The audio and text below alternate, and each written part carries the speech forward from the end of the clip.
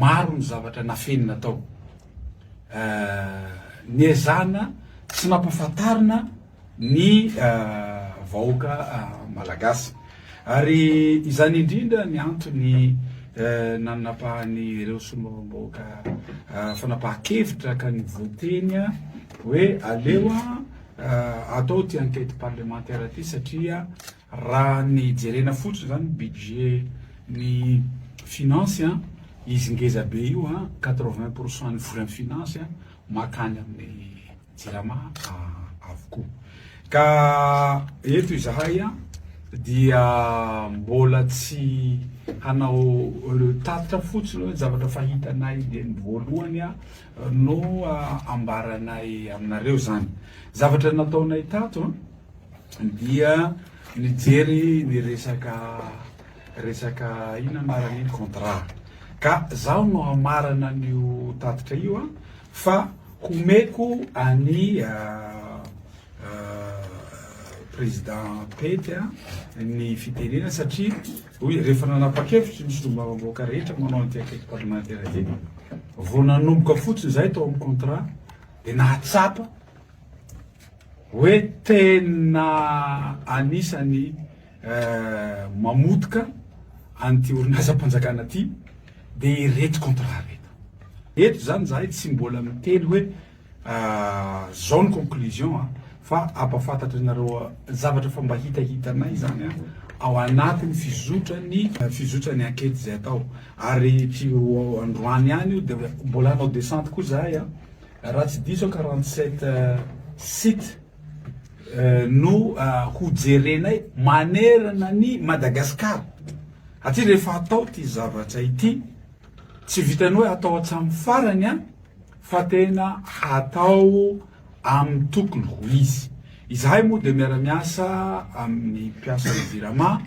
miara-miasa amin'ny cour de compte ary izahay koa haka expert na audit io amin'ny zavatra fijerena fitsiriana ny zavatra ahafantarantsika malagasy bebe kokoa anty orinasa izay yankinany aim-pirenena ty sady atsika malagasy tika de omeko ny président Pety aloha ny fitenena tsy raha ny mpitondra ny fandimby teo na ny DG ny fandimby teo no ny sinian'io contrat io de mazava ho azy hita mibaribary fa ho tonga moa fotoana novanay conclusion tsy mety anambarana zany mazava ho azy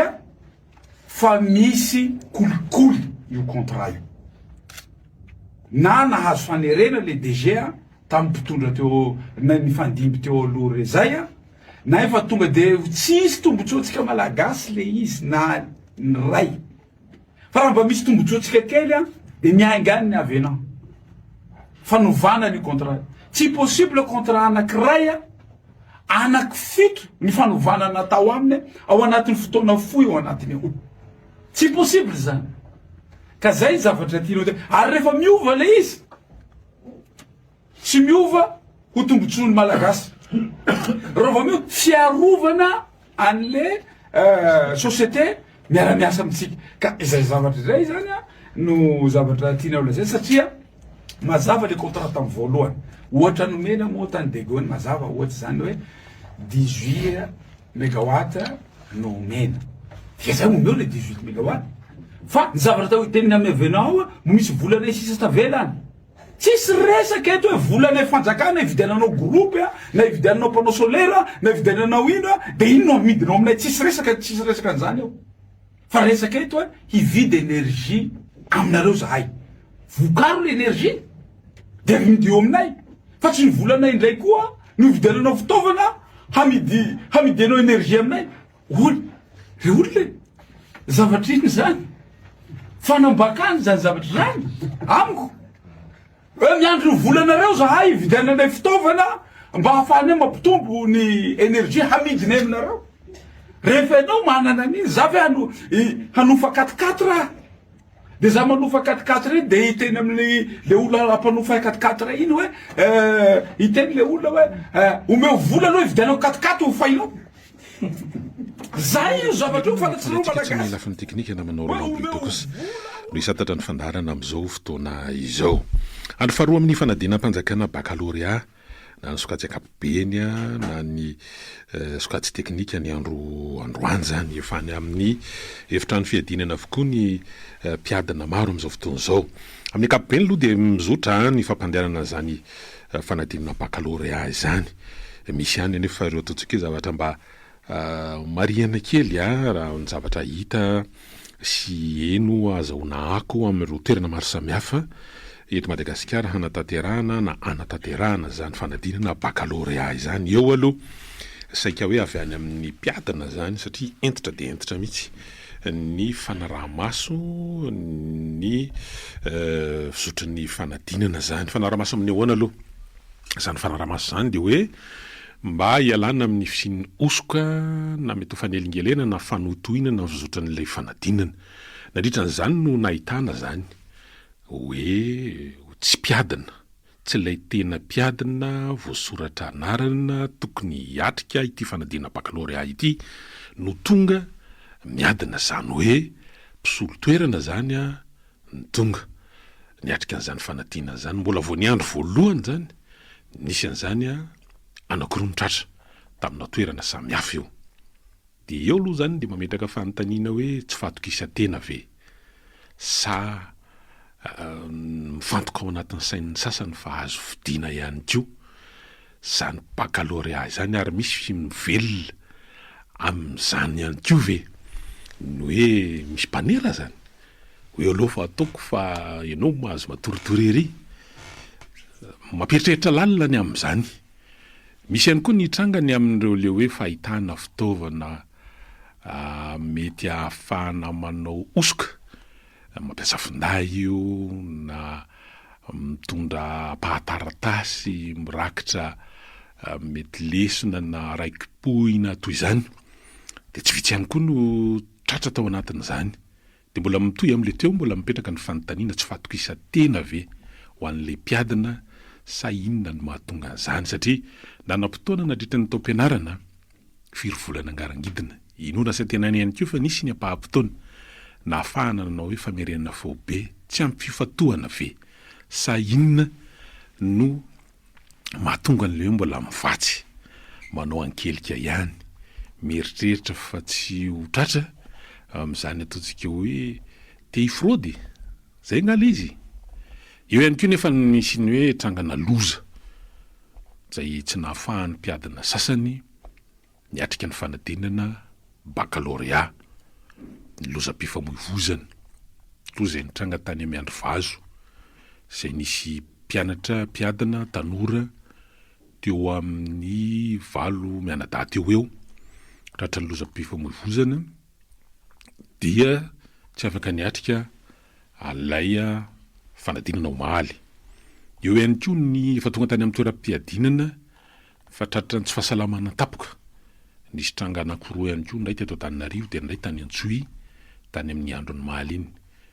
Mety zavatra mety mitranga zany, tsy fahasalamana tapoka zany amin'ny androm-panadinana. Eo mety vokatry ny tebotebo sy ny stress dia mitranga zany. Eo ihany koa ny mety teo amin'ny zavatra manodidina ny tontolo iainany teo mety niteraka lizy, mety fahatarana dia azakazaka na mety tsy noho ny hoe fiaingana maraina be dia tsy nahazo sakafo loatra ara-potoana dia mety ho tranga zany fa dia mirary soa ho an'ny ataontsika hoe tratra tsy fahasalamana na ny loza na haratrana mirary fahasitranana aingana ho azy ireny izay. Ary dia mbola mirary soa ihany koa ho an'ireo zandry izay miatrika ny fanadinana manao izany amin'ny andro faharoa ity. Mbola hatrany amin'ny alakamisy ihany moa zany vao ifarany ity adina antsoratra ity tsisy moa ny adina ambavana ny oral ary any amin'ny herinandro ambony no mitohy ho an'ny sokajy teknika. Dia mampahery ihany koa an'ireo ataontsika hoe mpanao tontosana zany fanadinana zany ny mpiambina ny jury zany ny surveillant.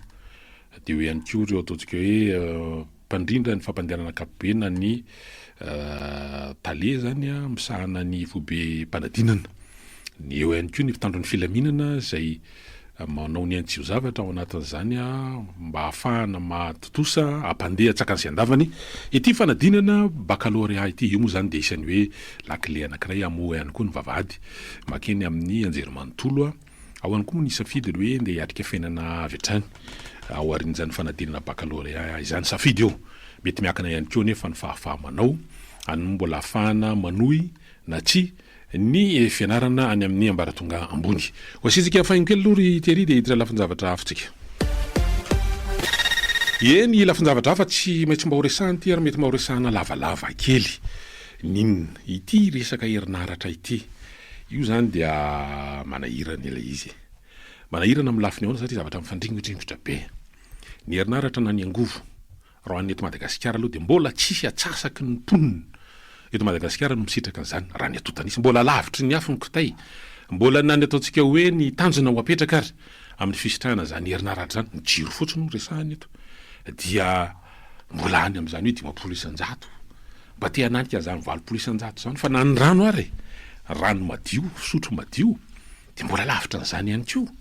raha ny fisitrahan'ny mponina malagasy mananika ny 30 tapitrisa amin'izao fotoana izao tsy hoe ny ranony tsy misy fa ny amin'le hoe mahafeno ny fepetra rano sotro madio azy dia mbola lavitra ny afo ihany koa ny kitay ezaka tsy maintsy atao zany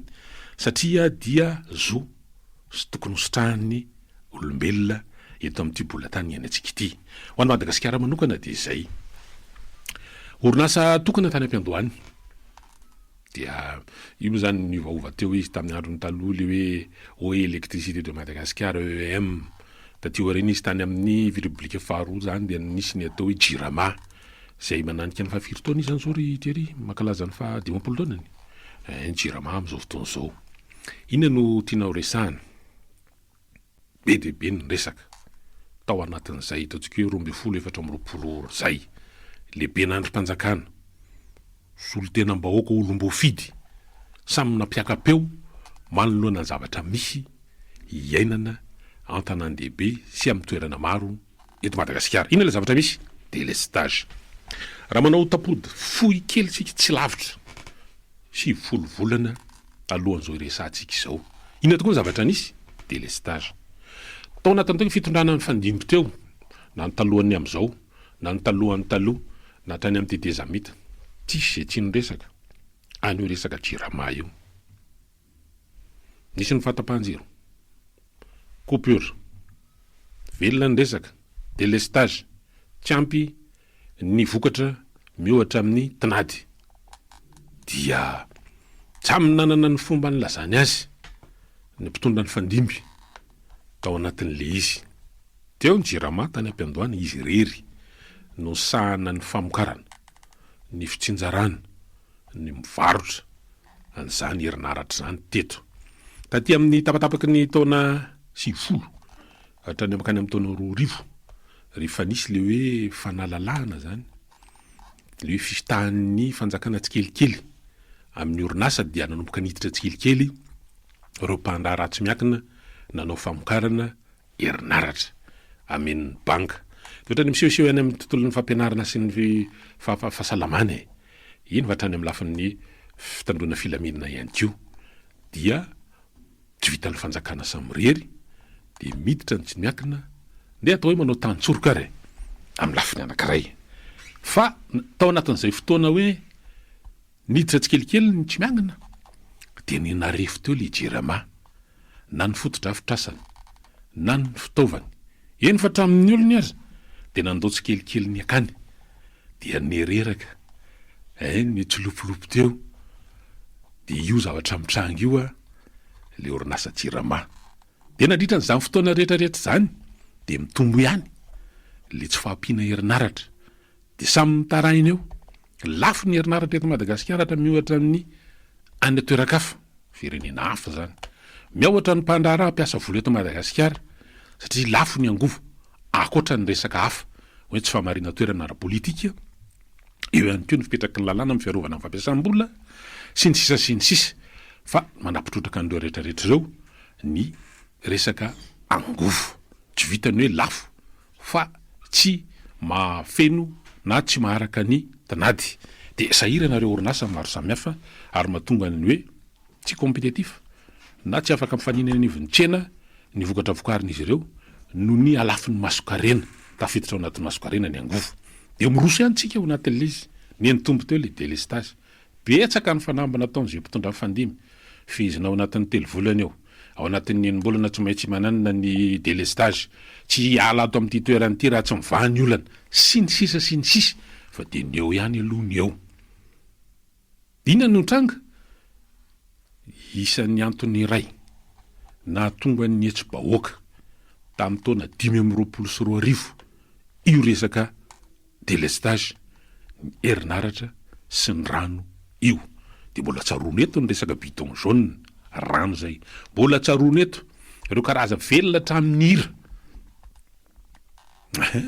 Tena amin'ny polytechnique nalaza mihitsy tamin'ireo fotoana ireny. Noho ninona vokatra ty resaka herinaratra tsy feno ty satria na anelingelina be ny fampandehanany raha. Teny amin'ny tontolon'ny fampianarana indrindra fa ny anjery manontolo zay miakina be deabe ihany koa na mampiasa be deabe ny resaka herinaratra ao anatin'le izy. De tsy iverenana tsony ny zavatra nisy fa tao anatin'ny ataontsika hoe 4 andro teo amin'ny 3 herinandro teo 40 andro de reny ny zavatra nitranga. Inona le zavatra nitranga? Janona le fitondrana teo aloha zay nanao fanampy be deabe betsaka ny resaka natao momba ny délestage io. Nisy ministra natoro mihitsy tany andekaleka tany fa nisy milina vaovao anakefatra sloana mba hamokatra bebe kokoa an'le herinaratra ary de ho vita hatreo ny am'izany miafy kely enombolana 20 volana amataona ihany tsisy tonga hatrany amandro seza tsisy mivoakatra tsy hitany vahaolana momba an'io herinaratra ny teo ihany ny teo. De reny ny zavatra nisanga tamin'ny taona 20 septambra taona 20 sy 20 sy ny toy ny tonga taty amin'ny 12 ny volana oktobra. De tsy mahagaga raha miakatra amin'ny feo ankehitriny avy aiza avy any mpitondro ny amin'inona satria tsy misy fiafarana ity resaka fahatapahan-jiro na délestage tsy menimena ny mpiantso amin'ny viditra mivantana amin'ny ainao manjery samihafa indrindra ny eto amin'ity onjam-peo ity de isan'andro vaky zao manao fanamarena momba n'io fisitrahana herinaratra io. De inona ihany izy ity satria ohatra ny ambaty bevoka abdeo zany ny resaka nandeha hatramin'izay.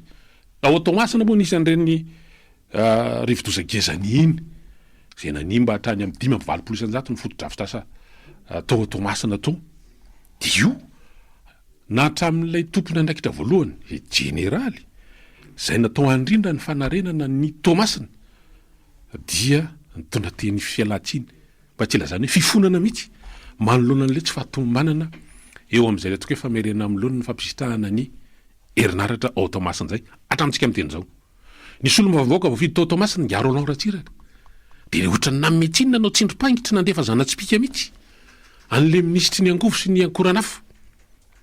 satria efa nyteny koa zany ministry zany ny amin'ny eo foana hijanona amin'ny tamin'ny herinandro lasa teo zany délestage zany amin'ny Tomasina de mbola nanaova ngiaro lao ratsiraka faneho-kevitra tamin'ny tambazotra sosialy mbalazainy mihitsy fa trany hoe mampiesona mihitsy zany le tompona anaiky mpanjakana manoloana zany. De io miakatra ampivonana ny raharaha ankehitriny satria de lehibe ny androm-panjakana anankiroa be zao amin'ny androm-panjakana anankiroa manao angaredona mihitsy ny amin'ity hoe resaka herinaratra sy ireo mpandraratsy miakina zay mivarotra ny herinaratra amin'ny orinasa Jirama ho tsy mahafeno ny andraikiny mifanaraka amin'ny fifanarahana zay natao tsy maintsy maresahany io ary bahana ny resantsika lisy de zao nde ho raisina ny hoe tsy ho teny antao ambabo fo na sanatry ny vava hampandrina adrisa na mpitonitony mety fihotanam-pon'ny olona ny zavatra mitranga tamin'ny maly mintsy efa tsy tongatonga ho azy ihany koa ny hoe amin'ny andro anankiray amin'ny andro mitovy samy andro ny alatsinainy fiandohan'ny herinandro no ny teny na ny filohan'ny fanaovazana ny repoblika colonel Michael Randrianirina mikasika n'ity resaka herinaratra ity na ny filohan'ny antenimieram-pirenena sy teny Randrina Soloniaiko miaraka amin'ny filohan'ny voamera mpanao fanadihadiana momba ny Jirama Pety Rakotombiaina manao tsy ahafo fotsiny fa zany feo miakatra zany de fa re sy eno re tany rendanitra tany amorondava 3 herinandro lasa zay raha nanao fitsidiam-paritra tany tamin'ny fankalazana ny andro ny tontolo iainana ny filohan'ny fanavozana ny repoblika satria tao Morondava dia isan'ny manana olana amin'ny resaka herinaratra eo. Ko Morondava dia tsy vitany hoe renivohitra faritra fa raha amin'ireo ataontsika hoe destination touristique ary tafiditra ao anatin'le hoe fotoanan'ny haute saison amin'ny fahatongavan'ny mpizahatany na mpizahatany avy ato anatiny na avy any ivelany amin'ny vanim-potoana toy izao. Kanefa sahirana amin'ny lafiny herinaratra tany dia efa nisy ny fampiakarana feo ny mikasika ny resaka fihetsika sy ataon'ny ireo mpandraraha vahiny zay nampiaya ny mpitondra sy ny tompony andraikitra amin'ny zavatra ataon'izy ireo. Dia avy nisy voatonontonona dia oarahana maso akaiky araka nambarany. Alohan'ny anoizantsika an'izay ataontsika hoe fakafaka fohifohy izay dia andao renesina mihitsy ny zavatra nambarany filohan'ny fanavozana tamin'ny omaly